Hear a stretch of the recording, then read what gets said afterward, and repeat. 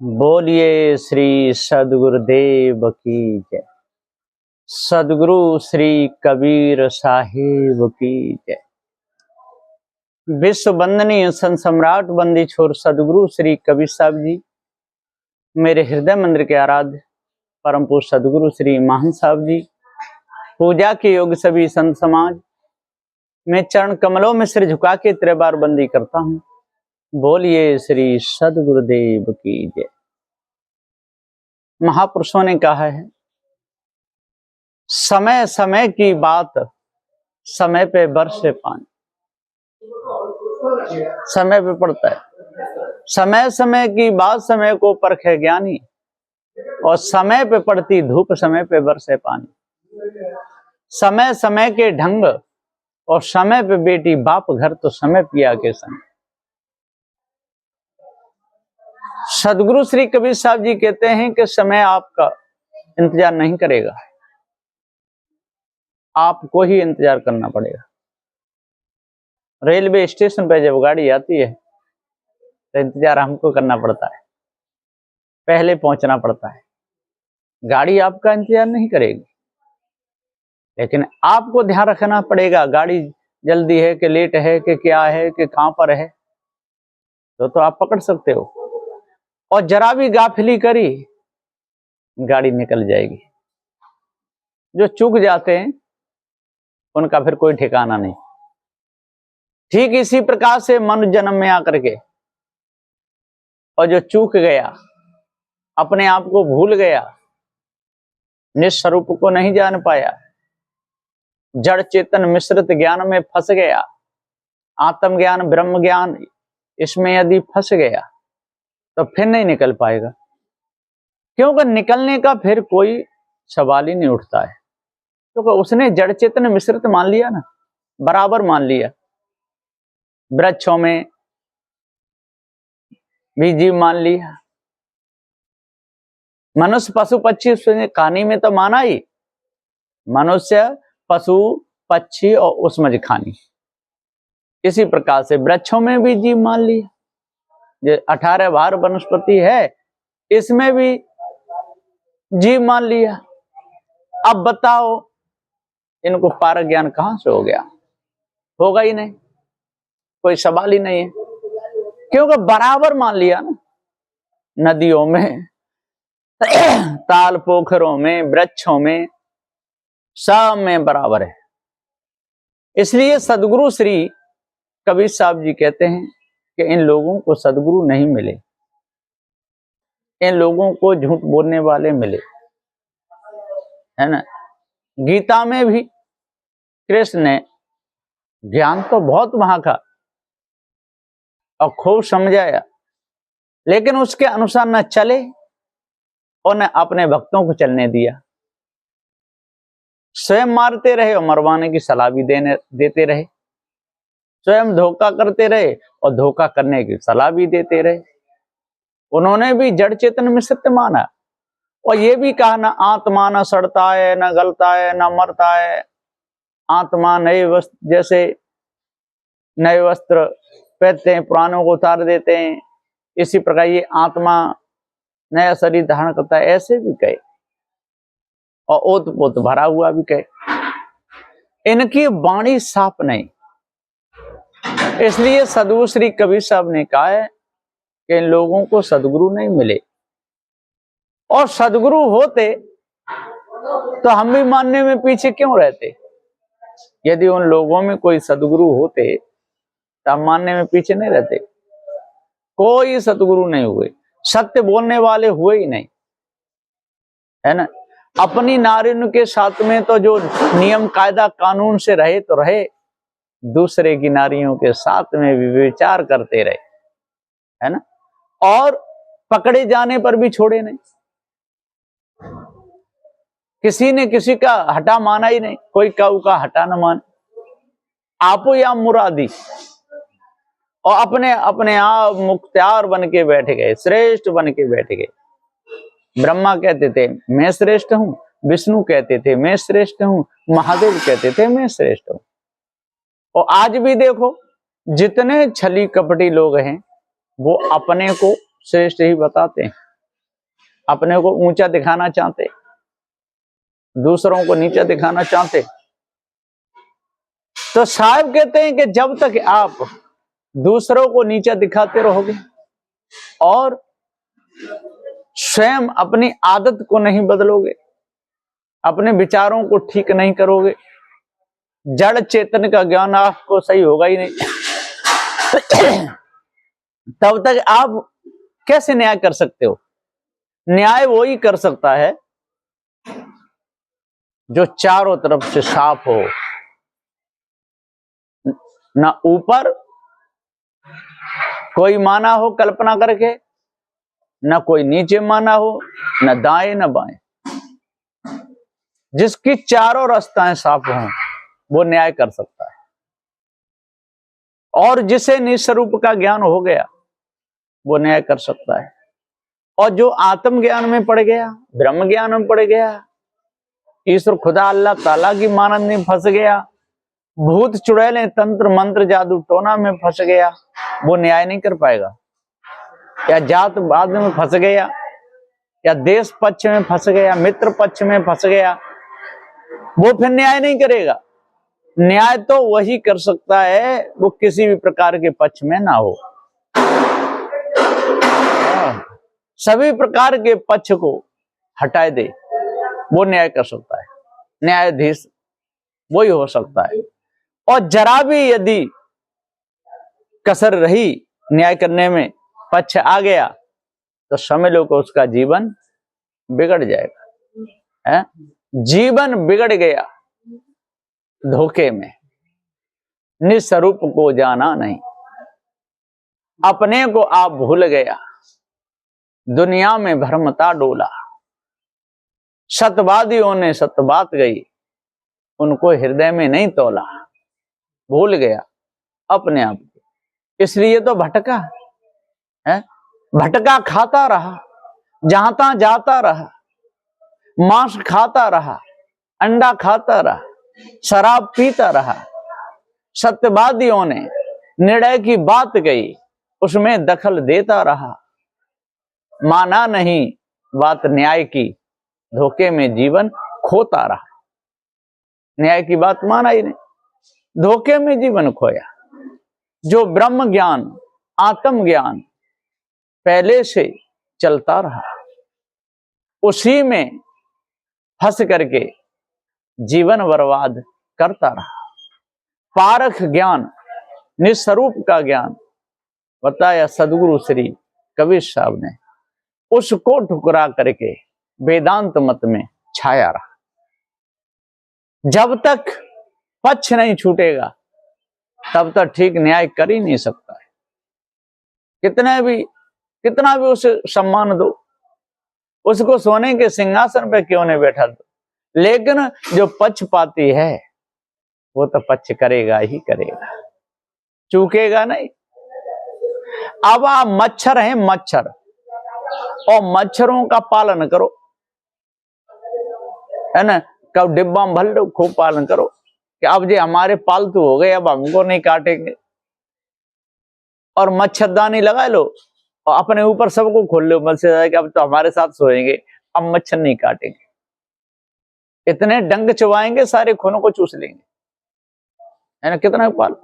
इसी प्रकार से जो पक्षपाती है, जो दुराचारी है, जो कपटी है, उसका कितना भी सम्मान करो, कैसे भी करो, लेकिन दाव परे पर वो चूकेगा नहीं, मानेगा नहीं। इसी प्रकार शेर है और हिरन है, तो हिरनों का रहने का अलग बना दिया जाए और शेरों का अलग बना दिया जाए। खाने पीने की जो सुविधा है शेरों की वो भी कर दी जाए, सिंहों की, और हिरनों की भी कर दी जाए। और किसी तरह से हिरन अपने घेरा से बाहर गया और शेर भी आ गया, तो एक झपट में हिरन को मार ही डालेगा, क्योंकि उसका तो स्वभाव ही है मारना काटना खाना, मांस उसका भोजन है और वो छोड़ेगा नहीं। इसी प्रकार से मनुष्य जन्म में आ गया और जड़ चेतन का ज्ञान नहीं हुआ, पूरा निर्णय समझ में नहीं आया तो तुरंत पक्ष ले जाएगा, जैसे हिरण को मार के शेर खा गया। इसी प्रकार से जो सीधे साधे भोले वाले हैं, उनको परेशान करने में वो कसर नहीं छोड़ेगा, मानेगा नहीं, दाव परे पर अपन वो हमला कर ही देगा। इसी प्रकार से आज हमको सत्य पर विश्वास रखना चाहिए, और विश्वास का सत्य तो जीव है ही, विश्वास भी दूसरे पर किया जाता है, लेकिन इसको भी जैसे अपने आप की जानकारी पूर्ण रखना, इसको भी विश्वास कहते हैं। इसलिए अपने आप को जानना चाहिए।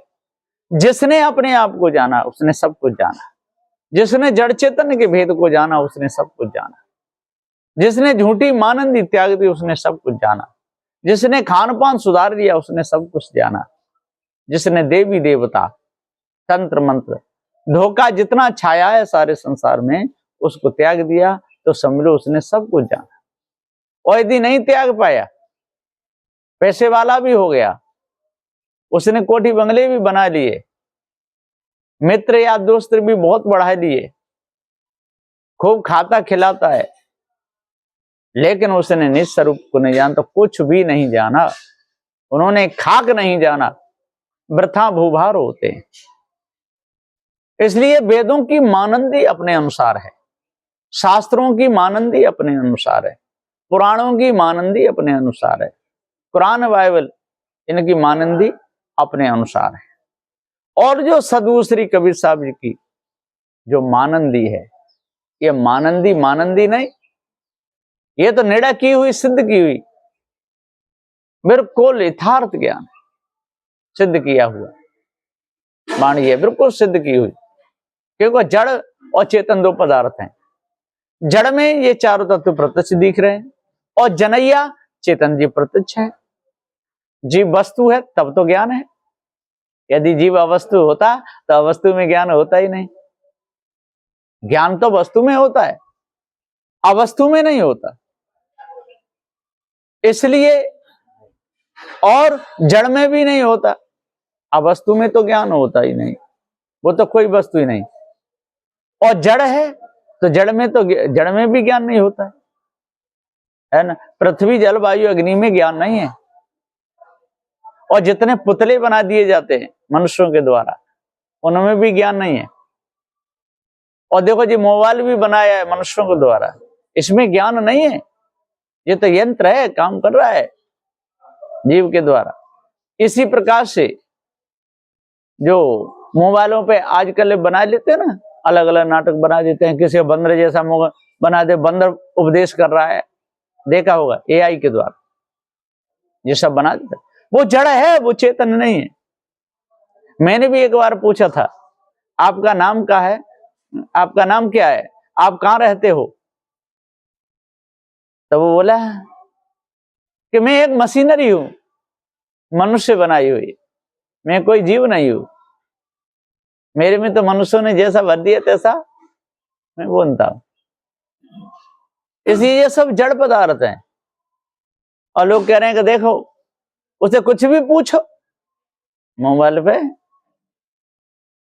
एआई के द्वारा कुछ भी पूछ लो, वही बताता है। अरे पहले मनुष्य ने उसमें भरा है, वो मशीन मनुष्य के द्वारा बनाई हुई है, वो जड़ है, वो चेतन नहीं है, है ना। जहां तक उसमें भर दिया उतना आएगा, उसके फिर बाद में वो कुछ नहीं आएगा।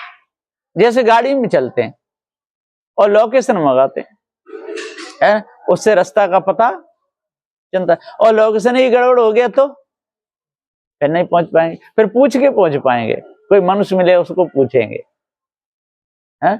इसलिए चेतन जीव ही सत्य है। ये लोकेशन डाला है जीव मनुष्य ने, ये एआई के द्वारा जितना ये सारा काम हो रहा है, ये बनाया रोड सिस्टम, ये किसने बनाया? मनुष्य ने। सारा काम हो रहा है। आजकल तो ऑपरेशन भी वही कर रहे हैं अस्पतालों में, लेकिन मनुष्य ना हो तो करेगा क्या? ऐसा होगा ही नहीं। तो मानुष तेरा गुण बड़ा, मांस न आवे काज, हारन होते आवरण तुचान बाजन बाज। सदगुरु श्री कबीर साहब जी कहते हैं कि मानुष तेरा गुण बड़ा, मांस न आवे काज, हारन होते आवरण तुचान बाजन बाज।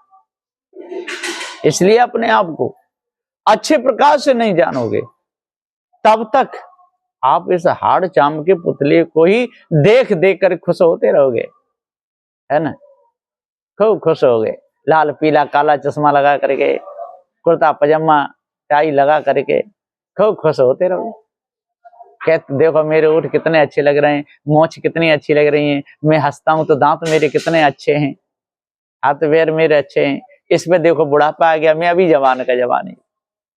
ऐसे लोग समझते, अरे उसमें 10 साल पहले आएगा, तेरे पे 10 साल बाद में आएगा, पर आएगा।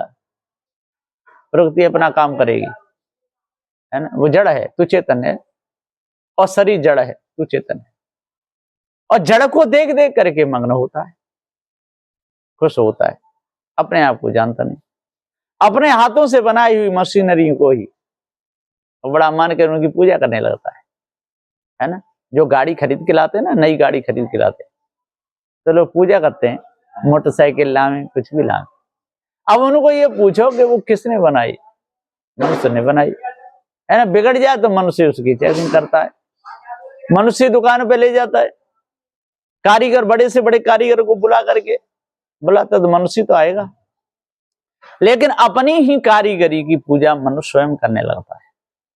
पत्थर के बाट बनाए लिए, है ना, चुरमुरा मुरमुरा, कितने खाने पीने की चॉकलेटें खूब बना दो, तमाकू, दुकान भी रख ली।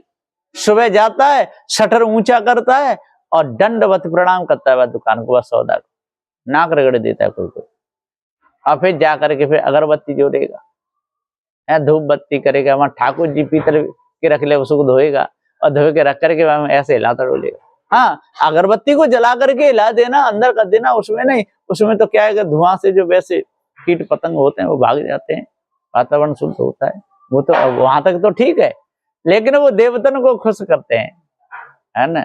वहां पर घी का दीपक जलाएंगे, अरे घी का दीपक जलाने में कोई बुराई नहीं है। वैसे आप जाकर के जला दो, वातावरण शुद्ध करने के लिए उतना एरिया ठीक ठाक हो जाएगा, सुगंध दिया जाएगी, वो तो ठीक है। पर आपको अगर देवता के में नाक में सुगंधी चली गई और देवता खुश हो गया, अब सारा काम बन जाएगा, ये सब बेकार की बातें हैं। अब पत्थरों की पूजा करना, बाटों की, तखरी की पूजा करना, तखरी तो लेंगे ऐसे करेंगे और फिर ऐसे हाल है, ऐसा तो लेंगे। दुकान खोलेंगे, पहले वह शटर के पैर छूएंगे। सदुदेव कहते यदि माता पिता के पास में जाते हो, दंडवत प्रणाम करो, उनके पैर छुओ। कोई बुजुर्ग हैं आपके सामने आ रहे हैं, बड़े बूढ़े, उनके पैर छू लो।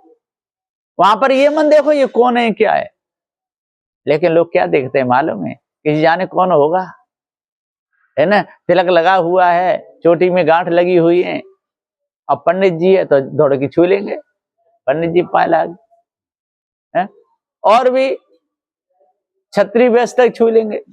और जब पता चल गया कि जो कोई शूद्र है और वैसा ही है, ज्ञानी तो बहुत, ज्ञान तो बहुत दिखाता है, लेकिन इसके पैर छूना ठीक नहीं, ऐसी भावना उनके अंदर बन जाती है। लेकिन इनको पूर्ण ज्ञान है, उनके अंदर ऐसी भावना नहीं बनती। वो तो ये देखते हैं ये ज्ञानी है, ज्ञानी पुरुष है, ज्ञान का सम्मान करते हैं। तो जो ज्ञान का सम्मान करते हैं वही वास्तव में ज्ञानी है। और संसार में जो बुजुर्ग लोग हैं, उनकी बुजुर्गी का जो सम्मान करते हैं, वास्तव में वो ज्ञानी है। लेकिन ऐसा लोग नहीं देखते, वो तो ये देखते हैं कि ये बहुत बड़ा पंडित है, बहुत बड़ा ज्ञानी है, 10-10 गांठ इसकी चोटी में लगी हुई है, बड़ा पढ़ा लिखा है, ऊंचे मंच पे बैठ करके भाषण देता है, वास्तव में यही बड़ा होगा। लेकिन वो बड़ा नहीं है। बड़ा किसे कहते हैं? बड़ा कहते हैं जिसका बड़ा स्वभाव हो, जिसका बड़ा निर्णय हो, वो बड़ा है। तो सदगुरु श्री कबीर साहब जी विचारमान संत थे, बड़े संत थे, उनका न्याय बड़ा है, पारक सिद्धांत भी बड़ा है। तो पारक चेतन जीव, तो बड़ा कौन हुआ? जीव हुआ। तो जीव ही सत्य हुआ। और इन लोगों ने बड़े का अर्थ क्या लगाया? ब्रह्म लगाया। बड़ा कौन है? ब्रह्म है। तो बड़ा ब्रह्म है, तो ब्रह्म से बड़ा तो कोई है ही नहीं, है ना। और यदि जीव उसका अंश है ईश्वर का, और ईश्वर का अंश लिख रहा ब्रह्म से, तो ईश्वर ब्रह्म और जीव की एकता कर दी, इनकी एकता हो गई, ईश्वर ब्रह्म और जीव की। सदगुरु श्री कबीर साहब जी,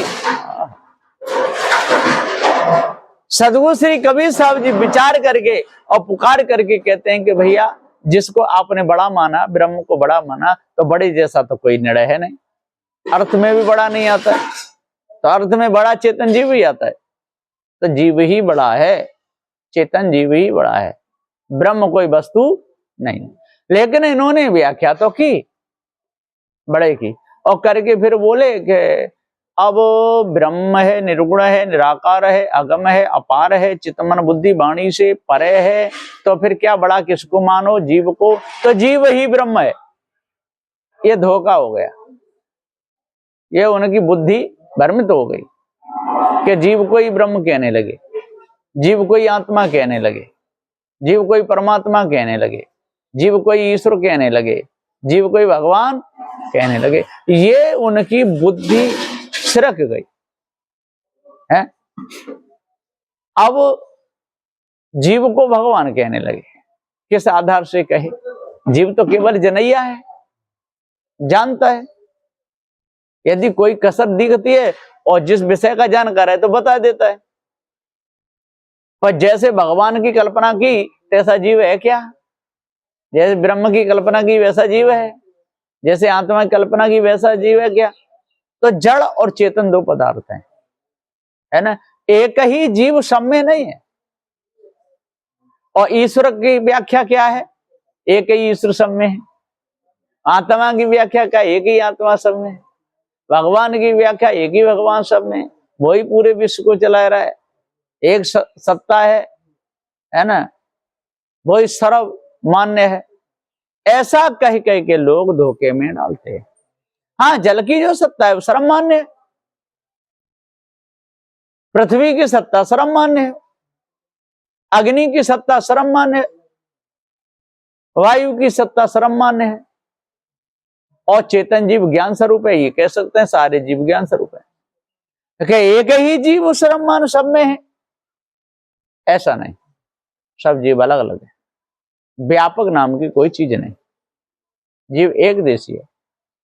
अब झंझट करते हैं, लड़ते हैं और क्या कहने लगते हैं, अरे उन्होंने व्यापक माना है, हम व्यापक नहीं मानते आत्मा को, उन्होंने सर्वदेशी माना है, हम नहीं सर्वदेशी मानते आत्मा को। जब आप आत्मा को सर्वदेशी नहीं मानते, आत्मा को व्यापक नहीं मानते, आत्मा को ब्रह्म नहीं मानते, तो फिर उनने जो निर्णय किया, उनका जो निर्णय है, सिद्धांत है, उसको क्यों लेते हैं? आपके निर्णय में क्या कसर पड़ गई? जब अपना पारक सिद्धांत अलग छट गया और जीव सिद्धांत छट गया, तो उन भ्रमकों के शब्दों को क्यों जोड़ते हो जीव से? यदि भ्रमकों के शब्द को जीव से जोड़ोगे तो समझ लो कि अपने जो नए नए आएंगे उनको भी पता नहीं चलेगा, अपने जो नए नए आएंगे उनको भी पता नहीं चलेगा कि पारक सिद्धांत क्या है, जड़ क्या है, चेतन क्या है, ये किसी को मालूम नहीं हो पाएगा। इसलिए सदगुरु श्री कबीर साहब जी पुकार के समझाते हुए कहते हैं कि अपने आप को जानो, भ्रम को अपने अंदर से निकालो, भूल को जड़ मूल से अपने अंदर से दूर करो, तब पूर्ण शांति मिलेगी, नहीं तो मिथ्या धोखे में जीवन चला जाएगा। इन लोगों को सदगुरु नहीं मिले, वही इधर उधर की बात करते हैं, वही जड़ चेतन को एक ही में शानते हैं, वही जीव को आत्मा कहते हैं, जीव को ब्रह्म कहते हैं, जीव को परमात्मा कहते हैं, जीव को भगवान कहते हैं, और एक ही सत्ता सब में बता देते हैं। सदगुरु श्री कबीर साहब जी कहते हैं जड़ और चेतन दो ही पदार्थ हैं, जीव और जड़। जीव ज्ञान स्वरूप है, जड़ में ज्ञान स्वरूप, जड़ ज्ञान स्वरूप नहीं है। इसलिए अपने आप को जान करके, भ्रम को मिटा करके, भूलों को दूर करके, पार की संतों का संग करके सारी कालमा को दूर करो, तब हृदय निर्मल होगा। बोलिए श्री सदगुरुदेव की जय। साहेब।